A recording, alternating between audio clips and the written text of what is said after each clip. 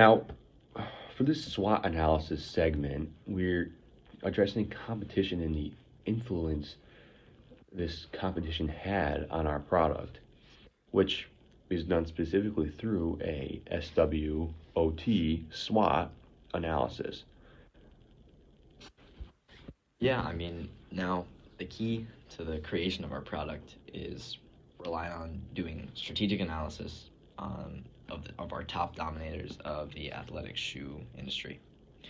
These companies range from, let's see, Nike to Adidas or Under Armour, all these other unique shoe companies that have very unique aspects within their products that we needed to evaluate in order to create a product that penetrates the market eventually.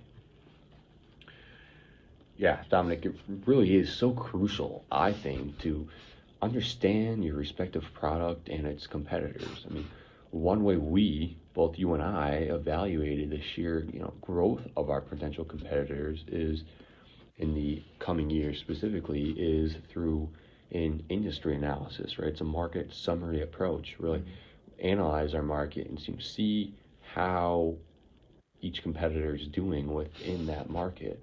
So, I mean, there's so much data and information on the future of the athletic shoe industry to, make those differences. These inferences really shaped our product, and I think eventually what we needed to do to, how should I say this, stand out. Yeah, exactly. I mean, man, I mean the athletic shoe industry it's expected to spike and grow massively with the pandemic protocol becoming more and more distant away from us. As we're in 2022 now, and the athletic shoe market is going to continue to expand in very large numbers. The size of the athletic shoe market itself is expected to reach almost $66 million by the year 2027. It's a lot of money. It's $19 million more than what we had in 2021. Geez, that's crazy. I mean, Nike also is a huge dominator in that industry, right? So, I mean, we, Dominic and I, figured that I think a SWOT analysis for Nike specifically would be perfect for our purposes with influences in how we approach the market as producers, right? So now, what is a SWOT analysis, right? I mean, we're talking about all this stuff right here, but really a SWOT analysis is just based on evaluation of a specific company's strengths, opportunities, weaknesses, and threats. So, really, by comparing ourselves to the Nike company, we can influence how we evaluate those specific categories of our product potential or what that potential could be. Yeah, I mean Nike really is a good pinpoint of influence. Their company is they have a ton of strengths and but there's drawbacks. They have several weaknesses, and much of what we talk about in the future segments is going to be based around Nike and how we use its weaknesses and turn them into opportunities for us. If they're analyzing how Nike does a beautiful job, they do a great job promotional wise, and they have a terrific spread of distribution and pricing strategies too.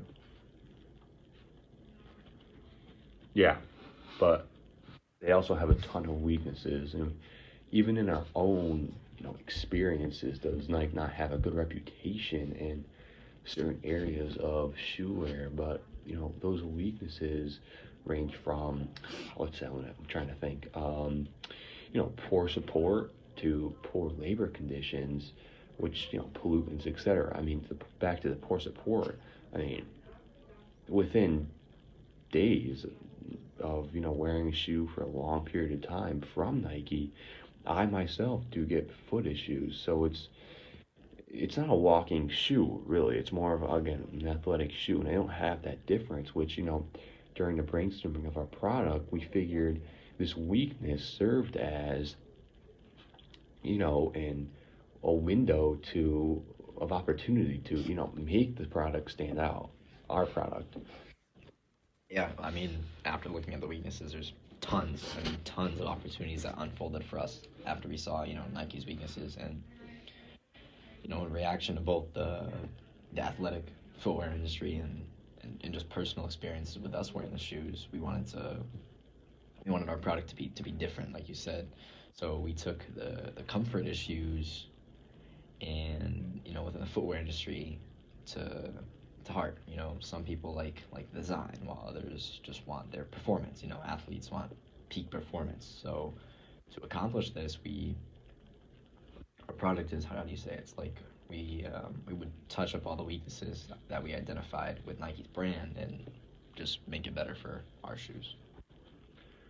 Yeah, and to unlock both comfort and athletic performance, we created an eco-friendly, solar-powered, self-adjusting athletic shoe to fit the needs of the respective individual, right? So we really focused on science here, not just eco-friendly science, but really foot anatomy as well. So it feels the foot anatomy for, sorry, to adjust accordingly. So many people experience foot issues as well. So therefore, again, like me, to try and keep people moving on their feet, each shoe in its respective style will hold a comfort option with an athletic option to press and adjust to accordingly, right? Again, that convenience factor. And in the next segment coming up, we'll discuss specific segmentation of our planned product. So stay tuned for that.